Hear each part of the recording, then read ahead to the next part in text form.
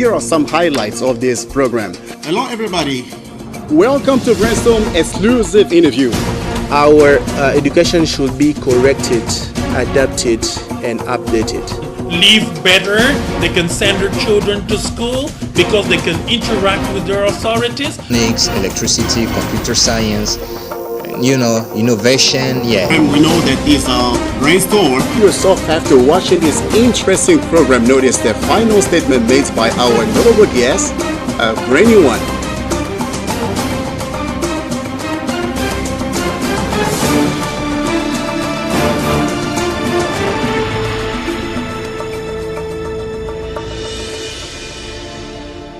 Welcome to Brainstorm.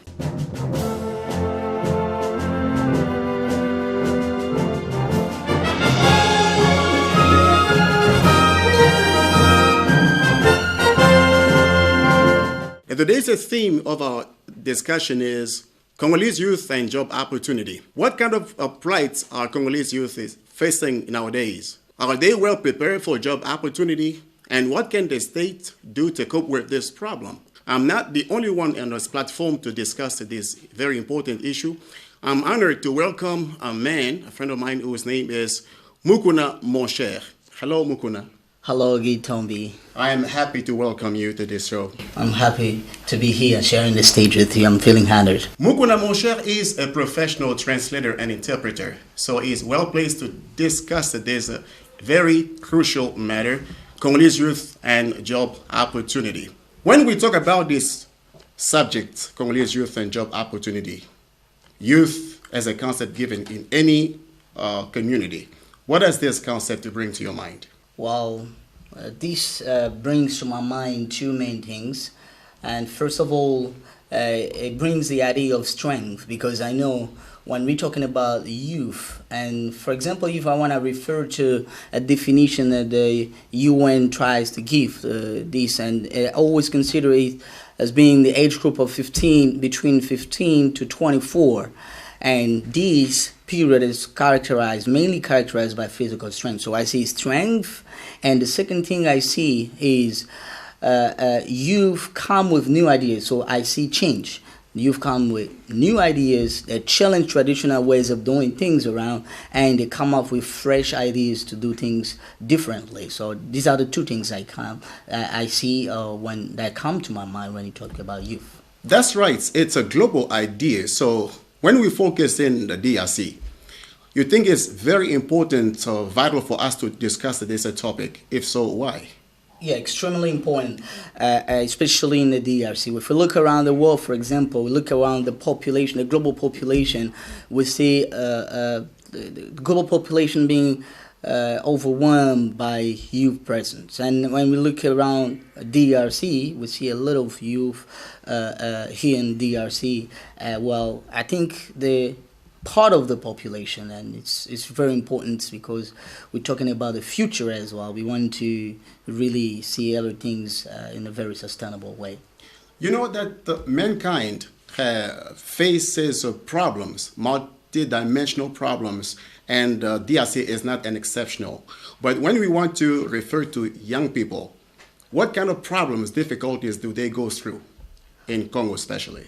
Well, in Congo especially, if we want to be here focused locally, we see a lot of issues that youth encounter in terms of, for example, being given access to job opportunities, since we're talking about it. Well, lack of job opportunities, lack of youth programs, and there are many other consequences of those that I've just mentioned here when, for example, we're talking about unemployment. And many other phenomena that are known here locally in the DRC, also one of the consequences or the result also of the crisis, as you talk about the plight that encounters the youth population. Our guest on the platform tries to tell us about what Congolese youth is going through on a daily basis, but we'd like you to watch this video, ladies and gentlemen, please, and find out the real situations that the young people, including children, are facing in the Democratic Republic of Congo, and we'll be back. The Mugunga camp, 15 kilometers outside North Kivu's regional capital, Goma, and 10-year-old Ahati Baraka is completing her morning chores. Mugunga is one of 55 camps around this area. It's home to more than 13,000 people, half of that number children. And agencies here are trying to make sure they can have something of a childhood. What we have done is negotiated with the camps that we have around Goma to have a space where children can be children, where children can play, where children can learn something. UNICEF and its partner, Italian agency AFSI, have established 8 child-friendly zones in the camps around Goma. The children can play games or learn skills like weaving and basket making. As they play, the trauma they've suffered is momentarily forgotten. The zones allow them to be children once again. We get an average of 1,200 children in a day. Now, all these children are from different age groups. Among the children are orphans and those separated from their families as they fled the fighting. But perhaps one of the most important functions of these child-friendly spaces occur here in this tracing kiosk. What these do is they identify children who've been separated from their families and reconnect them. Volunteers register the children and their family details and then try to track down their parents. The children are placed with temporary families until their parents are traced, or if they're orphaned, until a family comes forward that's willing to take them in. 92% of the children we've been able to register, we have been able to find their parents. Their parents are around Goma, but we do have children whose parents are very far or are in places that are not accessible to us at the moment. Ahade is one of the lucky ones. Both her parents are alive, and for the moment at least, she is safe and able to be a 10-year-old. Wabat Nagila, CCTV, Goma. All right.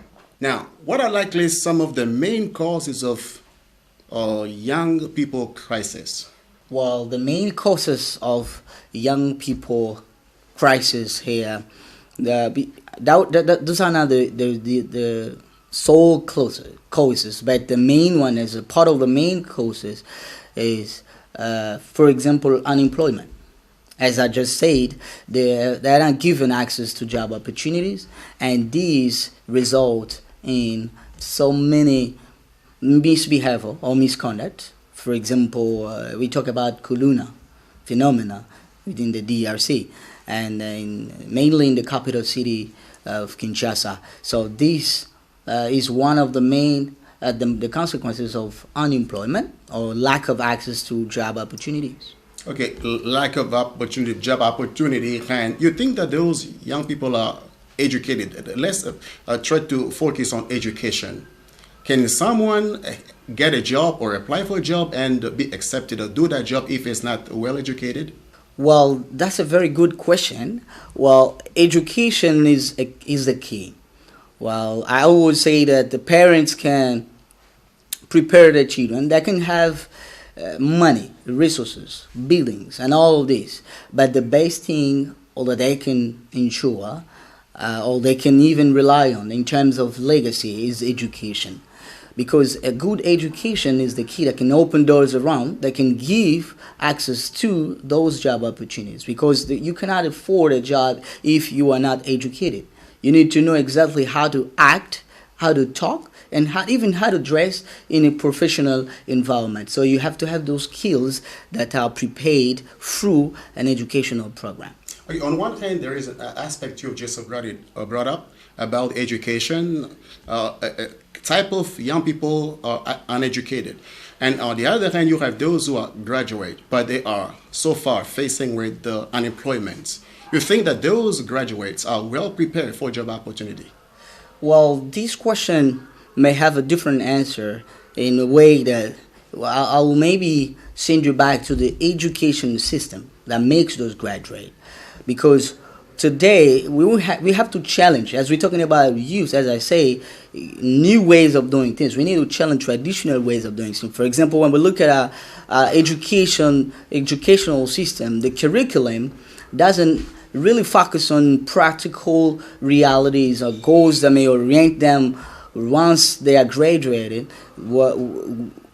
what they can do exactly to be useful to the society. I mean, those graduates that freshly graduate from university are not prepared for what is on the ground, practical realities. For example, computer proficiency and for example, administration or management. Things like simple, practical things that they can be prepared on instead of just basing on theories that are disconnected from the realities and how to solve social issues of the country. The key word I've just kept is challenge. It's really a challenge, but there are some young people, though, are able to meet the challenge and also seize the opportunity to get a job and also make it in their life. We'd like you to watch the reality. There are facts on the ground that young people, especially Congolese graduate, who can also face a challenge and find a job. Please watch this video. Just like most large African cities, finding a job straight out of university isn't an easy task in Kinshasa. In the absence of an effective policy to remedy this situation, those who have been unlucky to find meaningful work engage in useful leisure activities like playing Scrabble to keep their brains oiled. If intellectuals like us find themselves playing Scrabble during work hours, then it's not normal. There aren't sufficient jobs to occupy people there, and the government must make an effort to create jobs to help new entrepreneurs. Lorenza Mwamba, another graduate, also finds comfort in this board game. When you have no job and you can't get any, you feel anxious and ask yourself questions like what can you do to try to move forward? And I have found that playing Scrabble was as important as doing nothing. Derek Mpungu, yet another unemployed graduate, holds a master's in social sciences.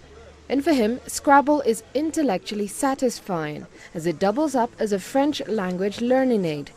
Opportunities for employment in the formal sector are minimal, and in some cases, highly placed connections are required to secure a job in companies. These young graduates are hoping 2016 will see them able to use their skills away from the Scrabble board. Maria Galang, CCTV. All right, so since we focus on preparation, which means education, most of them, the majority, are not well prepared to seize an opportunity for a job application and find a job. You mean that parents' education is a failure? Well, not always the case, because there are some parents that are successfully doing it, but there are some who are not succeeding because of maybe unemployment, because they're also facing unemployment at that level. And for example, in a family setting, a parent who doesn't afford or who doesn't have resources available for the family, it won't be easy for him to take care of the family. For example, a young boy may go since the morning, go out and look for money, and the young girl as well, because parents are not taking that responsibility in hands, giving resources available, and good, and even the morality level of the family may also be decreasing. Why? Because they're not spending time together. Children have to go on their own, go and look for money, while they have to stay with their parents being instructed. Well, that's the answer maybe I may give. That there's some parents that try to do so, and some who have failed in that. So is there any difference between parental education and academic education as far as job opportunity is concerned? Yeah, of course. That's a sharp contrast between that. So we talk about education, parental education in the family, and instruction given when it comes to university, school, and all of this. Everything should start at the basis. I think the family is the basis. The family is the basis where they have to be instructed, being taught of the good manners, for example, things that will prepare them when it comes to taking more responsibilities in life and respecting people, for example. All of these minor things that may seem to be minor, but that's a foundation, a basement on which they can be when they are given now the instruction coming from school. Even though you are not parent, but we most of the time I noticed that parents sometimes... I'm a parent already. A parent already? Of course. Oh, that's good. That's really good. I have a little daughter Okay, of 1 year old. Yeah. That's really good.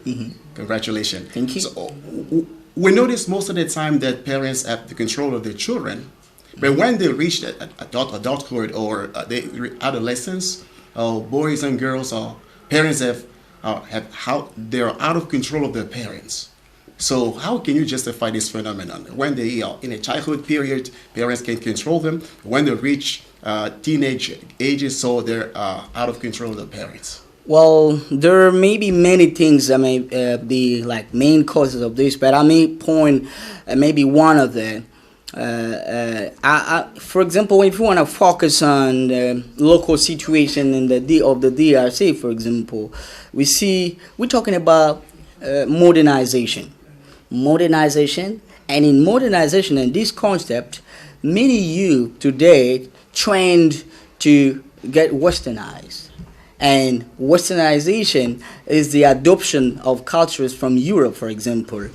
And these may not be well copied or may be well applied when it comes to local situation. We need to see how we can localize those cultures that we adopt from, for example, the Europe as the main case, for example.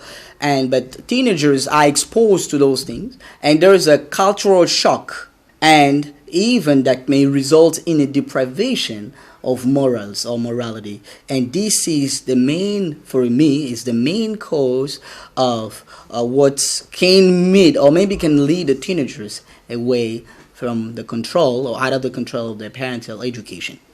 We know that generally there is what we call a moral breakdown in Congolese society, not only Congolese society, but across the globe. But what are some consequences, namely in the DRC? Kinshasa capital. What are some consequences of moral breakdown among young people? Yeah, moral breakdowns cause a lot of consequences, results, negative impact on the society. Locally, for example, we talk about different phenomena. Criminal behavior and drug abuse, for example. And very, very recently, people have discovered a type of a drug that people resort to, or youth resort to maybe get rid of some thoughts, maybe get rid of life anxieties. Maybe this is one of the reasons why they resort to this particular type of drug that make them unconscious of everything for a very long period of time. So these are some of the consequences. What my guest on the platform may say is right, but we'd like you to watch the video that highlights young people unemployed that don't do anything to cope with life's anxiety. They resort to drug abuse. Please watch and we'll be back. In an abandoned shack in Congo's capital, Kinshasa, people are mixing a new form of narcotic, derived from a car engine. This is Bombay. It's made by mixing exhaust residue from a car's catalytic converter with pharmaceuticals like diazepam. Experts say it can cause users to stand motionless for hours or sleep for days. Cedric is a gang leader here. It makes them feel good and slows them down, he tells us, so they don't go stealing or causing problems. Before we knew that Bombay existed, we used to drink very strong whiskey, made by Indians. We were agitated and we started to hurt people. But with Bombay, it calms you down. You get tired. You stay somewhere standing up or sitting down for a very long time. When you're done, you go home without bothering anyone. But the authorities are less relaxed. In August, police rounded up and paraded nearly 100 alleged dealers and users of Bombay, which means powerful in the Lingala language. They also displayed buckets full of the honeycomb exhaust filters that are crushed to make Bombay. Mechanics in the Congolese capital blame spiking demand for the drug for a rash of thefts. Tresori Kadogo says 5 to 10 clients come to him every day having had their catalytic converter stolen. Often when clients come to the shop, we check underneath the car and the catalyzer is gone already. It's been cut off and the car will make a strange sound. Here in Kinshasa, we don't sell catalyzers for vehicles, so we have to order in Europe. It's expensive. This one is lucky, he still has his catalyzer. Users mix the crushed ceramic honeycomb, which is coated in metals such as platinum, with pills or smoke it with tobacco. But Dandiyela Yolemba, country director for the World Federation Against Drugs, says nothing is known about the long-term effects. There are substances made to be used in engine, in cars. So we have food, we have things to take for our body. We do not have to take substances from cars, made for cars, and start taking. He warned that the metals used in catalytic converters can cause cancer. The fear is, he said, that the consequences for a person's body will become apparent in the coming weeks and months. All right.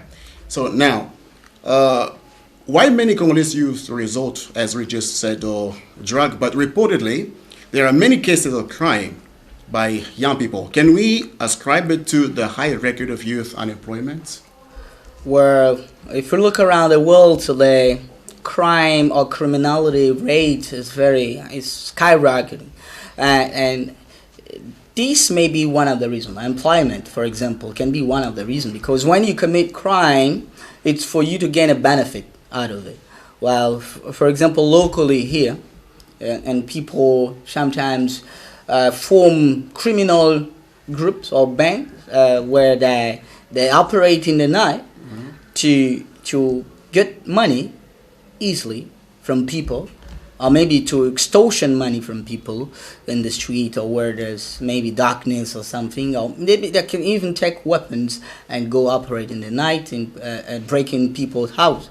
And these are some of the result of it. And I can say mainly unemployment, a lack of job opportunities and occupation that lead to those things. The responsibilities now, young people themselves, parents, and what is the part of states? Should the state be involved in the way young people should behave in a society? What is the part of the responsibility? I think the three components that you just touched are sharing a responsibility. There's a common responsibility, and everyone is supposed to play their role. First of all, we say charity starts at home. Well, this means that the youth should take on their responsibilities. First of all, they should be prepared. They should have a mental attitude. They should be conscious of their status, conscious of their contribution to the society. Well, they are the number one as in terms of responsibility there. And the second thing is parental, because the parents start with the education. Children have to apply the education that is given from their parents, and now comes the state. They have to play their role, regulate things, and also accompany with some youth programs, for example, and support. And this is that's why I'm saying all of them, the three, are sharing the responsibility. All of them, the three, are sharing the responsibilities. Yeah. Yes, even though the state has its part just of addressing the social problems, there are some of the young people who themselves have tried to be undertaking some of the first things that will value them in society. Please watch this video and we'll be back. These young people, gathered in a collective Goma Slam session, met for 4 days at the French Institute of Goma to learn writing techniques and public speaking. Through this Slam au Féminin initiative, the collective wants to give a voice to young girls and offer them a platform for expression in a society where they are often silenced. A dozen young girls are involved in this collective. In turn, they run workshops for other girls. L'islam me permettra de montrer au public, de montrer également. The Slam will allow me to show the public and also to show our leaders, for example, how things are going in our communities, how people are suffering from insecurity, lack of water, lack of food, and everything that goes with it. So I plead for these people. I plead for everyone through the Slam. Je plaide pour tout le monde à travers l'islam. To close the training, the participants performed in front of an audience. The session was led by Joy Kayaga, a Belgo-Burundian slammer committed to the issue of women's emancipation through poetry in Belgium and Burundi. We realize that there are many more men, boys who go on stage, and that often slam events lack women who will speak, something that we noticed in the world. We did the same thing in Belgium. That is when we allowed women to train, to participate among themselves after they have the courage, the strength to dare to go in the mixed scenes with the boys or dare to perform in front of the public. The Goma Slam Session Collective has also launched a school slam program. 18 schools have already benefited from it, enabling 450 pupils to be trained, the majority of whom are girls, with the aim of giving more voice to women. This is an opportunity that is often usually offered to women.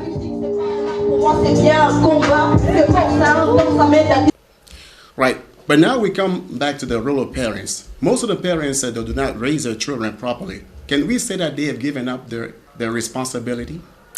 Well, some have, and others have not.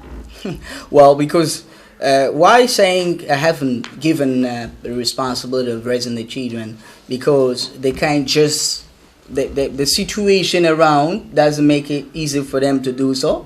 That's why they don't have any choice. But some are still doing it. They're continuing doing it because they have that responsibilities. That it's incumbent on them first to ensure good education.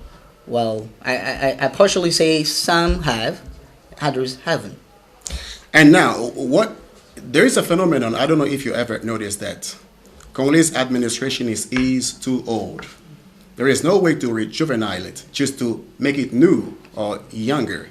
So it means that young people are maybe condemned not to find a job because all the staff is not replaced by a new young staff. Yeah, this is a main.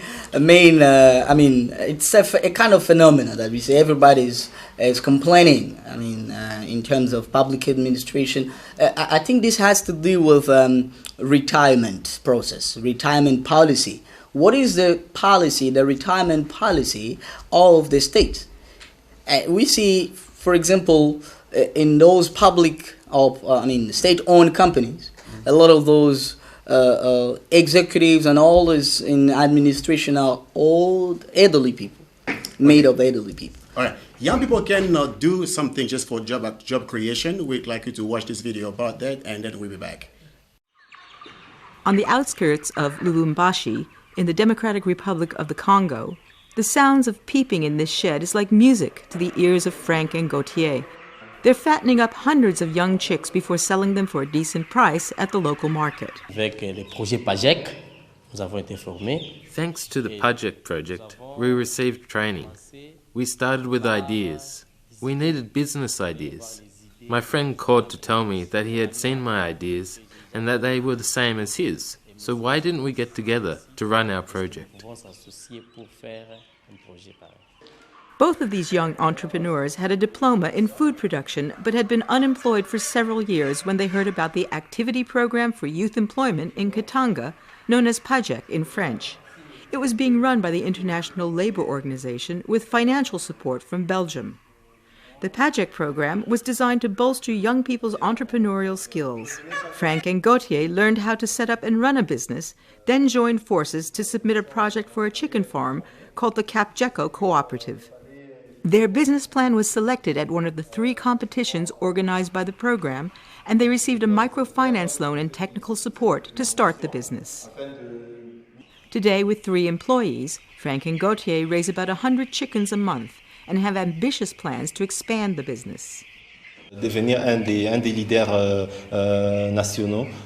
want to become a national leader in poultry production, because today we're raising about 100 chickens, but our target is to produce thousands. We also want to incorporate other poultry farmers, since we're a cooperative. In a country where the majority of the population is under the age of 25, the PAJEC program developed occupational and entrepreneurship training with provincial partners to improve the employability of young apprentices. Over 1,000 young people have been trained in diesel mechanics, welding, crafts, and food production. The program has equipped more than 20 schools with computer rooms so that students can learn basic computer skills. Trainers from the program teach them word processing, spreadsheets, presentation tools, and how to use the internet. This is going to be much more useful to me because today, to work in a company, you really have to know something about computers. Because with globalization, there are computers everywhere. I can do everything more easily with computers and find a job. It liberates people in terms of work, because in today's world, computer tools are really necessary. When you live in an environment like this, it means a lot to the families you're already in contact with. It's really a huge contribution in social terms.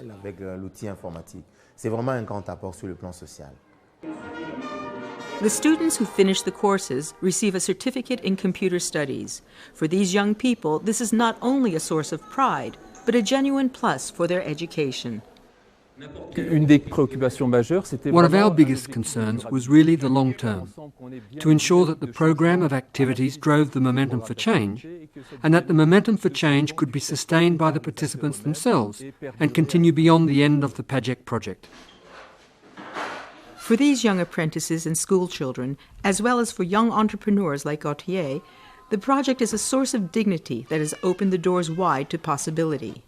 Now Gautier and his young family can look forward with greater confidence in their working lives and their future. All right, now we are nearing at the end of our talk show. It's very interesting. So there is a saying, youth is tomorrow's future. Can it be applied to Congolese young people? Well, you can do it briefly. Yeah, I think I believe in that. I still believe in the possibility that tomorrow is the future for youth, Congolese youth. That's possible. We just needed things, to change things. And what can they do in a short? What can they do just to make it to assure a better future? You have to be conscious of the state, and parents should accompany with the state, accompany them in doing this. They should believe in themselves and make things right. Thank you for coming, mon cher. You're welcome. This is my pleasure. I'm feeling honored to be here. Ladies and gentlemen, we are happy just to break down this very important subject with my guest, mon cher, is knowledgeable. We are at the end of our talk show. There are other issues that will be discussed the next time, so stay safe and tune on the next second national channel. Goodbye.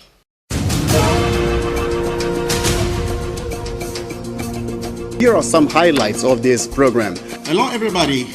Welcome to Brainstorm exclusive interview. Our education should be corrected, adapted, and updated. Live better, they can send their children to school because they can interact with their authorities. Techniques, electricity, computer science, innovation, And we know that this brainstorm. You yourself, after watching this interesting program, notice the final statement made by our notable guest, a brand new one.